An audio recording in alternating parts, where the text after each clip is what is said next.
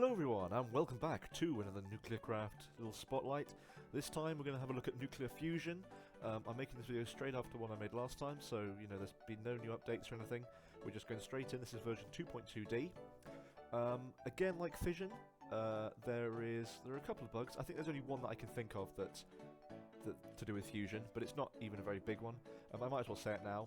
When you activate your fusion reactor, and we'll talk about how to do that, obviously.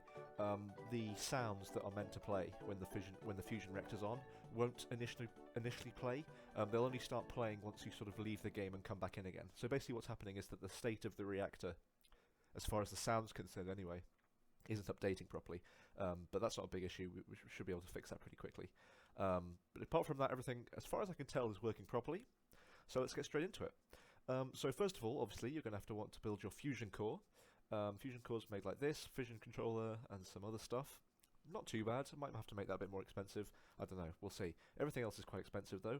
You're going to need some electromagnets, which are made like so. Solenoids and advanced plating. And then you're going to need some fusion connectors, which are pretty simple. Bit of copper, bit of tough alloy, bit of basic plating. Now, to set up your fusion reactor is pretty simple. Fusion is much simpler than fission, so this video won't be as long. Let's just stick it down in the middle here, this fusion core. This thing is quite big, so make sure you have a bit of space for it. And it will tell you that the ring is incomplete, so we have to build our electromagnet ring. Now, there are a range of sizes that are possible, obviously, for the ring. Just like fission, there's a min size and a max size. And again, if we come into our mod options, look up NuclearCraft, go into our fusion configs, you see there's a maximum size and a minimum size. It looks like I haven't given these proper names yet. I'm sure I'll fix that, don't worry about that. And there's also an update right here. Someone suggested in the last video I should change this to checks per second, or I can't remember exactly off the top of my head what it was. Structure check. I can't remember what the exact phrase was, but it'd be better than update rate, because update rate sort of suggests that the rate, if you put the number up, then it checks more, which, obviously this isn't the case. But again, if you missed the fission video, basically the update rate tells you how many ticks the fusion core will take between looking for the structure. So every 40 ticks it will look to see if the structure's still there, obviously, because otherwise you could just remove the entire structure and it will still run. So if your server's lagging a bit, then put this number up. Otherwise, just keep everything as it is. So yeah, there's other configs you can muck around with, but obviously the defaults are the defaults, and I'm going to stick with them. So to build your reactor, so the sizes go between 1 and 24 by default. Now a size of 1 means that you have no fusion connectors. A size of 2 means you have 1 fusion connector on each of these prongs here. A size of 3 means you have 2 on each of these prongs. Oops. So that's size 3. This is size 4, etc, etc, etc. So every time you add another fusion connector to each side, the size goes up. Only square fusion reactors are possible at the moment. I might add rectangular ones, but I don't really see the point. I'm sure square ones are perfectly fine. I'm going to go with a size 4, because hopefully that'll be good. That's a pretty standard size one. Okay, so now you need to build your electromagnet ring. Now the way to do this is, the easiest way to do it is just stick... First of all, try and just build a square of electromagnets around the fusion connectors like this. So just stick one on the end of the fusion connector bit, and then just build yourself a square like this. And then you just want to build yourself a hollow square ring for the plasma to flow around. So there we go, there's that. Then you want to build the bit on the bottom here. If any of you have played with atomic science before, it's quite similar to the particle accelerator in that you basically build yourself a sort of square with a hollow middle. So here we are. Now what is important is that you do have the ones on the edge. You can't get away with cutting a corner like this. You have to make sure that these corners are properly filled. Otherwise the structure won't be red. So go all the way around.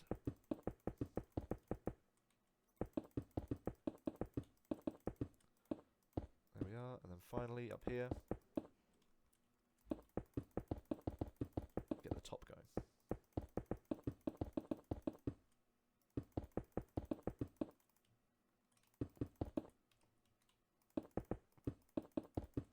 And there we are. So there's our electromagnet structure. Now the structure's still incomplete because we haven't powered the fusion, the electromagnets yet. This is actually another thing I've just realised. Another thing that doesn't update properly is this string here that tells you what the issue with the reactor is. I've noticed that it happens on the fission controller as well. So basically, if what's meant to happen is that if the ring is complete, as it is now, but the electromagnets are not powered, then it would say in here, electromagnets not powered. But that's not updating properly at the moment, so that's another thing I need to fix. But again, it's not a big deal. As long as you know exactly what you're doing, it should be fine. So now we've got our electromagnet ring. We now need to power the electromagnets, because otherwise they can't contain the plasma. So as you can see here, we need 50 RF per tick to stay active, each one of the electromagnets. So it's actually quite a lot of power. So here let's try and guess exactly how much power we need. So we need roughly 1, 2, 3, 4, 5, 6, 7, so roughly 13 times by 4, so 52 times by 4, so about 200 electromagnets. So that's roughly 10,000 RF per tick. That's 10,000 RF per tick just to keep the reactor running. So quite a lot of power to actually get this thing up and running. So do bear that in mind. At the moment, there's no penalty for any of the electromagnets running out of power while there's plasma in the ring, but just like 1.7.10, there will be a punishment. In 1.7.10 currently, if you fail to power the electromagnets while the fusion reactor is running, the plasma will spill everywhere and everything will explode and go horrible.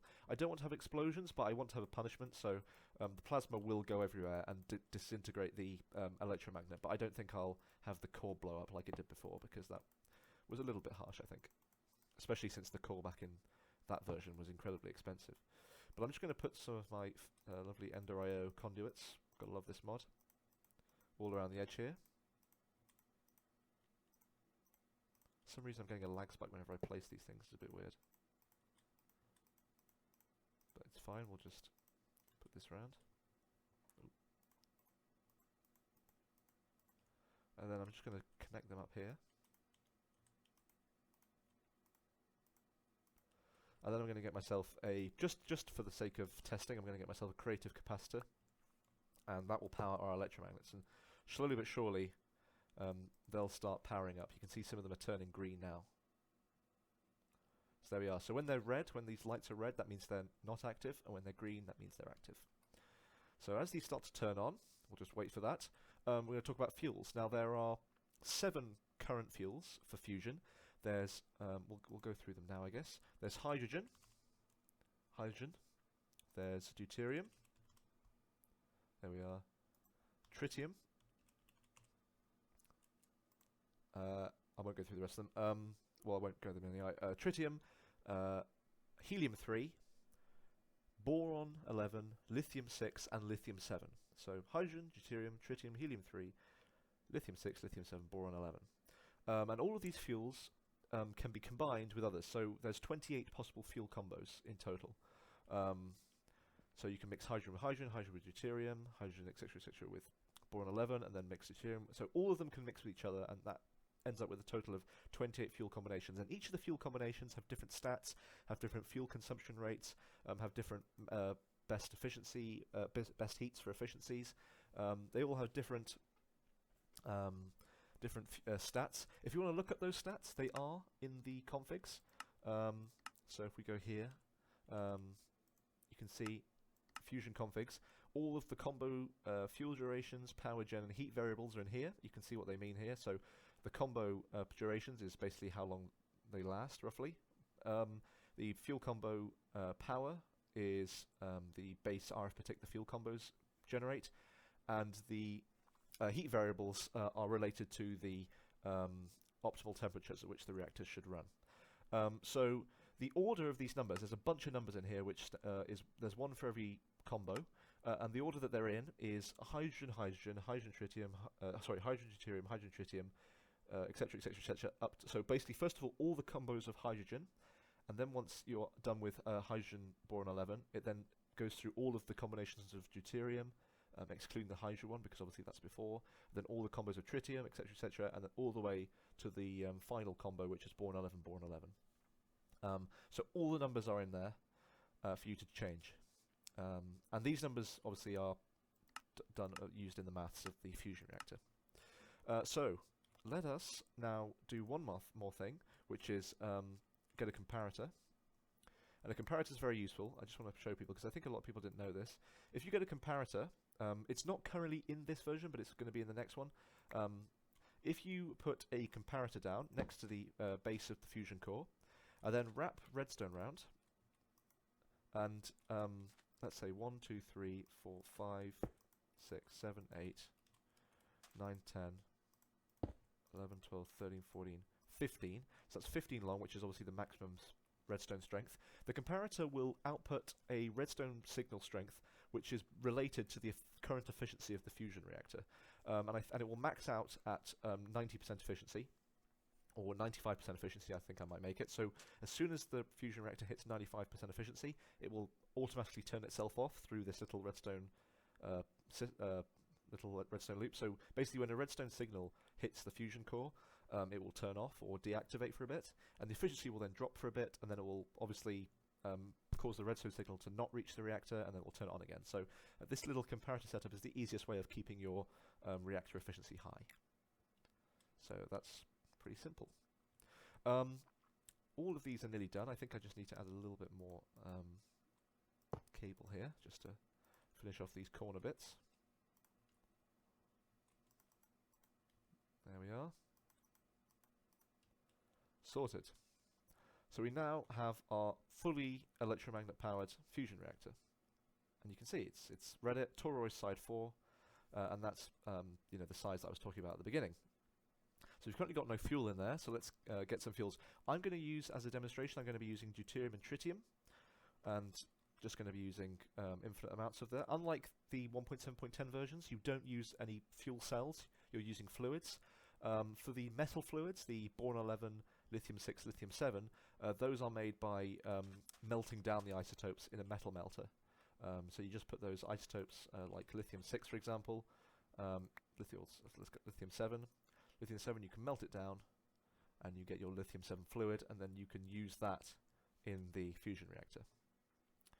Okay, so let's just use deuterium and tritium. That's a pretty good fuel.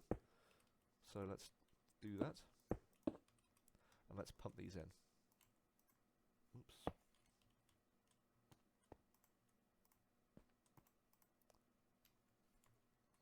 We need to extract through here. Okay, so there we go. Our reactor's filling up. So we've got tritium and deuterium as our fuels. So there they are. They're filling up the reactor. Another thing, obviously, is that every single fuel combination has a different output. They output different products in these 4 slots here.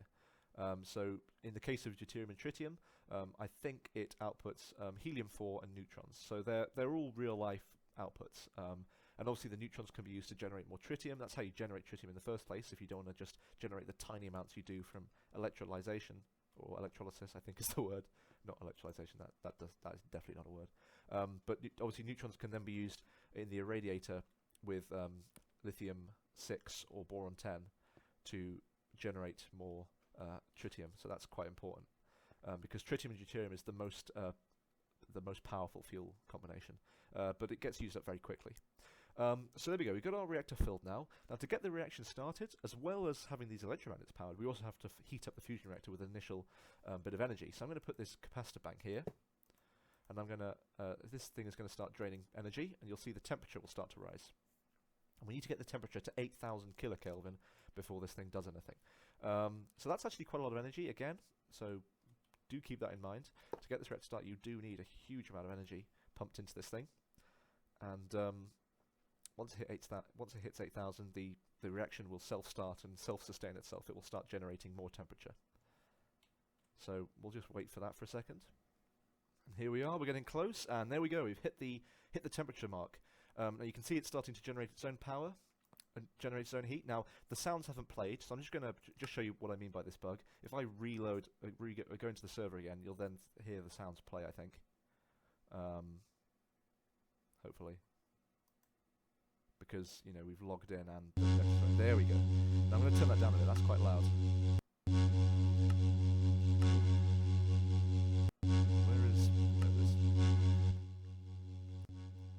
Might have to turn that down a bit, that is very loud. But anyway, we can now have, the reactor is now running, and you can see that it's generating helium-4 in here, and a small amount of neutrons as well.